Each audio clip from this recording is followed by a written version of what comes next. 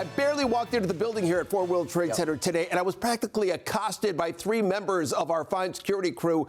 And they wanted to know one thing, Andy Martino. What's the latest with Pete Alonso, and is he going to sign with the New York Mets? So let's begin right there. What do you know? I'm getting this around town too, Gary. I got it at the Metropolitan of all places, the Museum of Art. It was, here's your book, and what are they going to do with Pete? So yes, it's on. That really happened. Everybody wants to know. That's top of everybody's mind. So this is what I can say.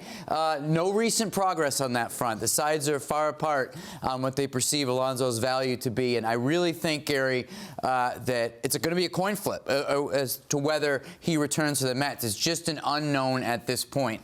So that leads the Mets, of course, and us to have to think about on this show, what would some of the alternatives be? And did some digging and reporting on that through league sources. It seems like the most likely thing they do in a world without Alonso is to lean into the versatility that David Stearns had a lot of success with the Brewers. And guys like Vientos, Beatty, Acuna, Mauricio, they'd all be seeing some first base and third base time in spring training and seeing what they have with the internal options there.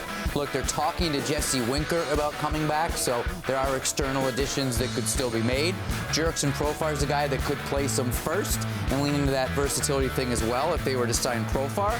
Another option could be trading for a guy. I would say Luis Arraez and Tristan Casas are distant options, not to be completely ruled out, but nothing particularly hot there. Certainly not as likely as going internal with the young players that the Mets have. And finally, a lot of smoke around the name Alex Bregman, really with both New York teams because it's a big name.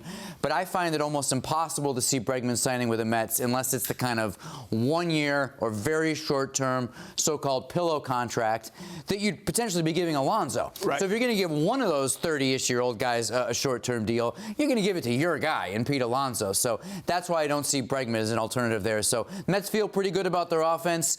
They feel pretty good about the people they have in-house. They like Pete Alonso, but if he's not here, this is some of what they would do.